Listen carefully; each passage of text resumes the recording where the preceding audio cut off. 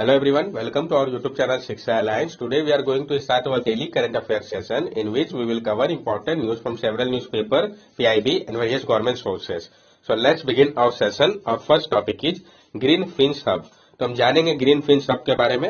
United Nation Environmental programme UNEP along with UK based charity Reef World Foundation recently launched the Green Fins Hub, a global digital platform they said would give sustainable marine tourism a major boost. तो किसने launch किया है, किसके साथ मिलके, और ये green fins hub किस लिए है, तो ये इंपॉर्टेंट हो जाता है. United Nation Environmental programme UNEP ने यूके बेस्ड चैरिटी जो है आपका रीफ वर्ल्ड फाउंडेशन के साथ मिलके हाल ही में लॉन्च किया है ग्रीन फिन्स हब को. ये आपका एक ग्लोबल डिजिटल प्लेटफॉर्म है, उन्होंने बताया है. ये सस्टेनेबल मैराइन टूरिज्म को बूस्ट देगा. The platform will help dividing and snorkeling operation worldwide to make simple, cost-effective changes to their daily practices by utilizing tried and tested solution. ये जो platform होगा ये डाइविंग और स्नॉर्कलिंग ऑपरेशन के माध्यम से पूरे विश्व में सिंपल कॉस्ट इफिशिएंट चेंजेस लाएगा डेली प्रैक्टिसेस में यूटिलाइज करके ट्राइड और टेस्टेड सॉल्यूशन को. It would also help them keep track of their annual improvement and communicate with their communities and customers. और ये मदद करेगा उनको ट्रैक करने में उनके एनुअल इंप्रूवमेंट को और कम्युनिकेट करने में कम्युनिटी और कस्टमर के साथ. नेक्स्ट टॉपिक है हमारा conciliation with 8 armed group in north east. तो जो कॉन्सिलिएशन हुआ 8 आर्म्ड ग्रुप के साथ नॉर्थ ईस्ट में, उनके बारे में हम जानेंगे जो हाल ही में एग्रीमेंट हुआ है. Center has signed the tripartite agreement with 8 armed tribal and Assam government to restore peace and rehabilitation of armed group. Centre ने साइन किया है ट्रिपेटाइट एग्रीमेंट को 8 आर्म ट्राइबल ग्रुप्स और असम गवर्नमेंट के साथ मिलकर, ताकि रिस्टोर किया जा सके पीस और रिहेबिलिटेशन आर्म ग्रुप का. तो जो रिसेंट एग्रीमेंट है उसको हम समझते हैं Bru Reang agreement to solve the refugee crisis, the permanent settlement of 6,959 Bru families in Tripura with a financial package. तो जो ब्रू रियांग एग्रीमेंट हुआ किया गया है सॉल्व करने के लिए रेफ्यूजी क्राइसिस को, इसमें जो परमानेंट सेटलमेंट है 6,959 ब्रू फैमिलीज का त्रिपुरा में, उनको फाइनेंशियल पैकेज प्रोवाइड किया जाएगा. Bodo accord of 2020 is an attempt to amplify the administrative, legislative and financial power given to the Bodo terminal region. जो आपका बोडो अकॉर्ड था 2020 का, ये एक अटेम्प्ट था एम्पलीफाई करने के लिए एडमिनिस्ट्रेटिव, लेजिस्लेटिव और फाइनेंशियल पावर को, जो कि दिया गया है बोडो टेरिटोरियल रीजन को. Karbi Anglong agreement, more than 1,000 members of the armed outfit came forward to surrender and give up their part of violence. और कार्बी एंगलोंग एग्रीमेंट के अंतर्गत मोर देन 1,000 जो मेंबर्स थे आर्म्ड आउटफिट के, वो आगे आए, सरेंडर किया और उन्होंने छोड़ दिया जो पार्ट था वायलेंस का.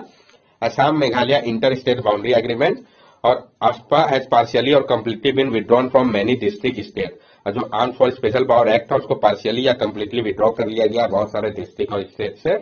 नेक्स्ट टॉपिक है हमारा द जेंडर पे gap, hard truth and action needed.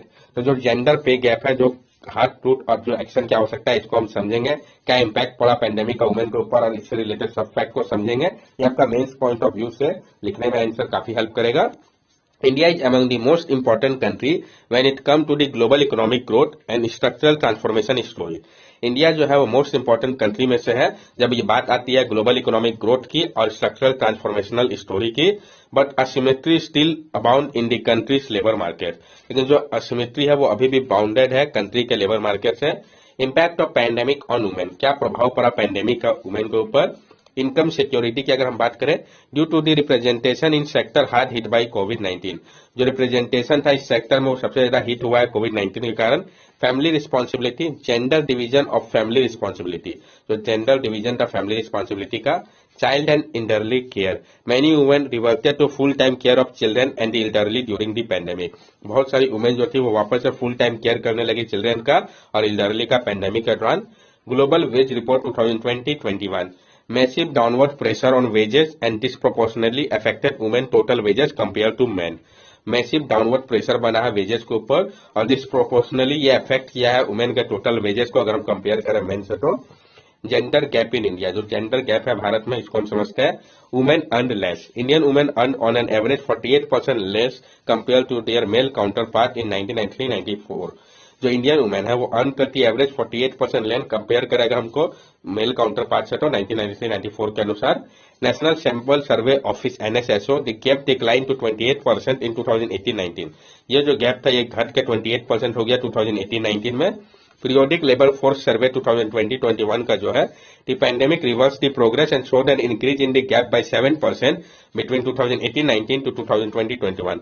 लेकिन पैंडेमिक ने रिवर्स कर दिया इस प्रोग्रेस को, इसमें वापस से इंक्रीज देखा गया है। जो गैप था इसमें 7% का इंक्रीज हुआ है 2018-19 से 2020-21 के दौरान पैंडेमिक के कारण।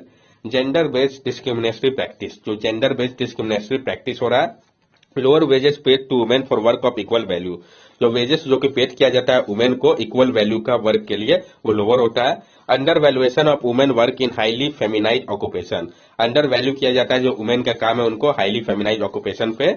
इंटरप्राइजेस एंड मदरहुड पे gap, lower wages for mother compare to non mother, जो इंटरप्राइजेस है जो मदरहुड पे गैप है वो लोअर वेज पे करते हैं मदर को अगर हम कंपेयर करें नॉन मदर से। तो Constitution and Convention on the Elimination of All Form of Discrimination Against Women by ILO, जो कॉन्स्टिट्यूशन और convention on elimination of all form of discrimination against women CEDAW है ILO का, इसमें क्या कहा गया है, ये प्रोवाइड करता है एक इंटरनेशनल लीगल फ्रेमवर्क को जो कि रियलाइज करेगा जेंडर इक्वालिटी को और एड्रेस करेगा intersecting form of discrimination and vulnerability को वुमेन और गर्ल्स के लिए।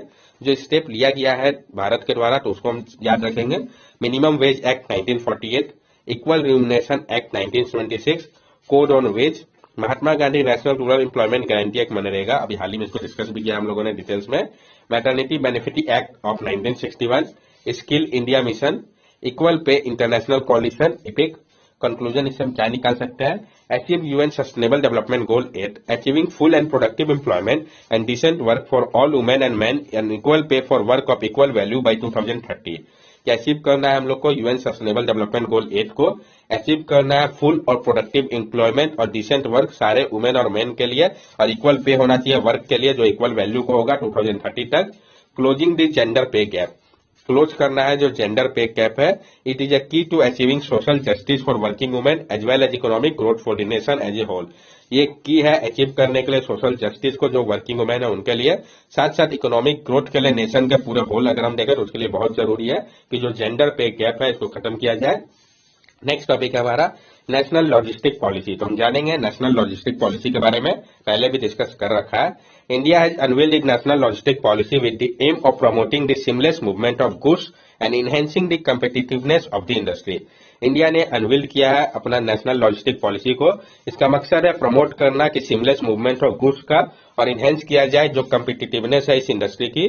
National logistic policy was also announce in the budget for 2022-23, और जो नेशनल लॉजिस्टिक पॉलिसी था इसको अनाउंस किया गया था बजट के दौरान 2022-23 के।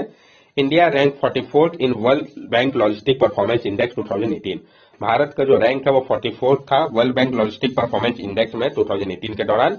गुजरात है top the logistic is across different state 2021 index, और जो गुजरात है वो टॉप करता है logistic is across different state list 2021 के इंडेक्स में। तो कौन सा स्टेट टॉप करता है ये इंपॉर्टेंट है। नीड आवश्यकता क्यों पड़ी हम लोग को नेशनल लॉजिस्टिक पॉलिसी की। The logistic cost in India about 13 to 14% high as compare to other developed economy 8%, जो लॉजिस्टिक कॉस्ट है भारत में वो 13 से 14% हाई है, अगर हम कंपेयर करें अदर डेवलप्ड इकोनॉमी में तो वो सिर्फ 8% है। India logistic sector is highly defragmented and very complex, और इंडिया का जो लॉजिस्टिक सेक्टर है वो बहुत ज्यादा डिफ्रेगमेंटेड है और कॉम्प्लेक्स है।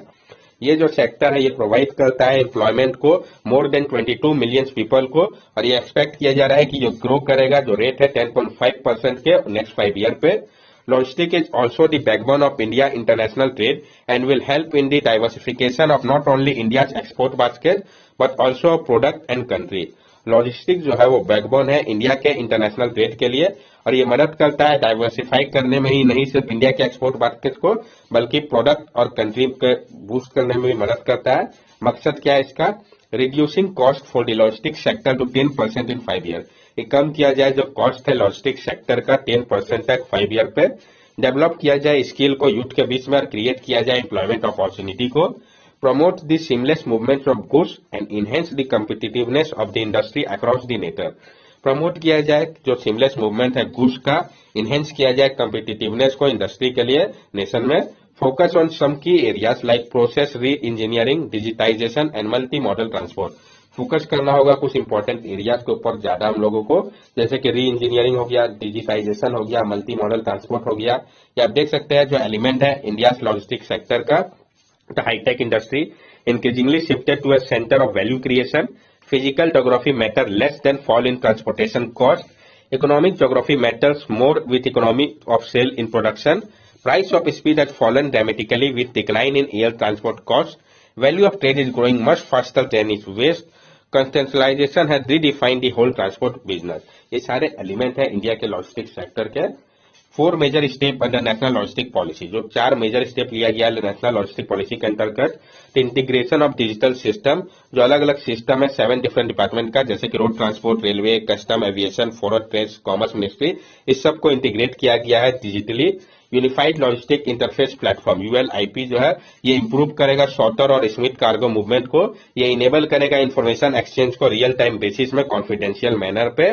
जो national industrial corridor development corporation है NICDC logistic data bank project, ये लिवरेज करेगा कि डेवलप किया जाए यूनिफाइड लॉजिस्टिक इंटरफेस प्लेटफॉर्म को। ईज ऑफ लॉजिस्टिक लोग जो है ये सिंप्लीफाई करेगा रूल्स को और आसान करेगा लॉजिस्टिक बिजनेस को। सिस्टम इंप्रूवमेंट ग्रुप एसआईजी ये मॉनिटर करेगा सारे लॉजिस्टिक रिलेटेड प्रोजेक्ट को रेगुलरली और ट्रैक करेगा सारे ऑब्स्टेकल को। जो अदर स्टेप लिया गया गवर्नमेंट के द्वारा, तो जो लॉजिस्टिक डिवीजन है कॉमर्स डिपार्टमेंट का ये क्रिएट किया गया है। गति शक्ति स्कीम हो गया। Bharatmala programme building about 84,000 kilometre of new highway, जो भारत मारा प्रोग्राम है इसके अंतर्गत जो बिल्ड किया गया है 84,000 किलोमीटर का नया हाईवे को। Sagarmala project unlock the potential of country 75,000 kilometre course runway and 45,000 kilometre navigable waterway. जो सागरमाला प्रोजेक्ट है इसके अंतर्गत अनलॉक किया गया है जो पोटेंशियल है कंट्री के 7,500 किलोमीटर कोस्ट लाइन और 14,500 किलोमीटर के नेविगेबल वाटरवेज के लिए। रेलवे फ्राइट कॉरिडोर के ऊपर फोकस है। Previously, the government planned to replace the Multi-Modal Transportation of Goods Act 1993 with National Logistic Efficiency and Advancement Predictability and Safety Act. और previously government ने plan किया था कि वो रिप्लेस करेंगे multi modal transportation of goods act 1993 को national logistic efficiency and advancement predictability and safety act से। Next topic है हमारा पोन्नियिन सेल्वन। तो हम जानेंगे पोन्नियिन सेल्वन के बारे में कि क्यों न्यूज में आया है ये, उसका राजा राज के बारे में भी जानेंगे। The enduring popularity of the Tamil novel Ponniyin Selvan who adapted for the big screen by Mani Ratnam. जो इंड्यूरिंग पॉपुलरिटी था तमिल नॉवल पोन्नियिन सेल्वन का, जिसको कि अब एडेप्ट किया गया बिग स्क्रीन के लिए मणि रत्नम के द्वारा। Ponniyin Selvan means the son of Ponni the Kaveri river. The novel was penned by author and freedom fighter काल्की Krishnamurthy and serialized from 1950 to 54 on a weekly basis in Tamil magazine Kalki। जो पोन्नियिन सेल्वन है इसका मतलब होता है सन ऑफ पोनी यानी सन ऑफ कावेरी रिवर। ये जो नॉवल था इसको लिखा गया था ऑथर ऑफ फ्रीडम फाइटर काल्की कृष्णमूर्ति के द्वारा और इसको सीरियलाइज किया गया था 1950-54 के समय पर वीकली बेसिस में तमिल मैगजीन काल्की के लिए। It was later published in form of book in 1955. It tells the story of the early days of Raja Raj I, born Arun Mozoi Varman and considered the greatest of all Chola ruler। इसको बाद में publish किया गया था book के form में 1955 में। ये बता रहा है जो स्टोरी है अर्ली डेज का राजा राज I का, जिनका जन्म जो है अरुण मोजी वर्मन और कंसीडर किया जाता है इसको ग्रेटेस्ट ऑल चोला रूलर पे। तो राजा राज I के बारे में ये बताता है, तो इसके बारे में हम जानेंगे। राजा राज I 985 to 1014 एडी। तो जो राजा राज I का समय था 985 से 1014 एडी के बीच का। Raja I is the most celebrated of the Chola king. He engaged in naval expedition and emerged victorious on the west coast Sri Lanka and conquered the Maldives in Indian Ocean। Raja Raj I जो थे वो सबसे ज्यादा celebrated चोला king थे। वो engage थे naval expedition में और वो विक्टोरियस रहे थे वेस्ट कोस्ट श्रीलंका और उन्होंने कंकर किया था मालदीव और इंडियन ओशियन को। He defeated Cheras in the battle of Kanthalur Salai. जो राजा राज I थे इन्होंने डिफीट किया था चेराज को, जो बैटल ऑफ कन्नौर सलाई था उसमें किन्होंने डिफीट किया था, किस बैटल पे ये इंपॉर्टेंट हो जाता है। He was also successful in the expedition of western and eastern Chalukya. He install शक्ति वर्मा ऑन वेंगी थ्रोन। वो जो थे सक्सेसफुल थे एक्सपेडिट करने में वेस्टर्न और ईस्टर्न चालुक्य को। उन्होंने इंस्टॉल किया था शक्ति वर्मा को वेंगी के थ्रोन पे। ही constructed A dam across the Kaveri river. He was a devote follower of सेविज्म। उन्होंने कंस्ट्रक्ट किया था एक डैम को कावेरी रिवर के ऊपर और वो स्ट्रॉन्ग फॉलोवर थे सेविज्म के। He completed the construction of famous Rajareshwara temple और Brihadeeswara temple at Tanjore in 1010 AD। तो किन्होंने इस टेम्पल को कंस्ट्रक्ट करवाया था, ये इंपॉर्टेंट हो जाता है। तो उन्होंने कंप्लीट करवाया था जो कंस्ट्रक्शन था फेमस राजराजेश्वरा टेम्पल और बृहदेश्वरा टेम्पल जो आपका तंजौर पे कब, तो 1010 AD पे। उनको जो टाइटल दिया गया था राजा राज I को इंपॉर्टेंट है। तो मुमुडी चौला, जैन कोंडा और Shivapadasekhara. he abdicated his throne for his son Rajendra Chola one, और उन्होंने एब्डिकेट किया था थ्रोन को अपने सन राजेंद्र चोला वन के लिए। That's all for daily current affair session. अगर आपको हमारी वीडियो अच्छी लगी हो तो हमारे चैनल सब्सक्राइब करें, हमारे वीडियो को लाइक करें और ज्यादा से ज्यादा शेयर करें। These are our social media link. From here also you can stay connected with us and give us your valuable feedback. Thank you and have a nice day.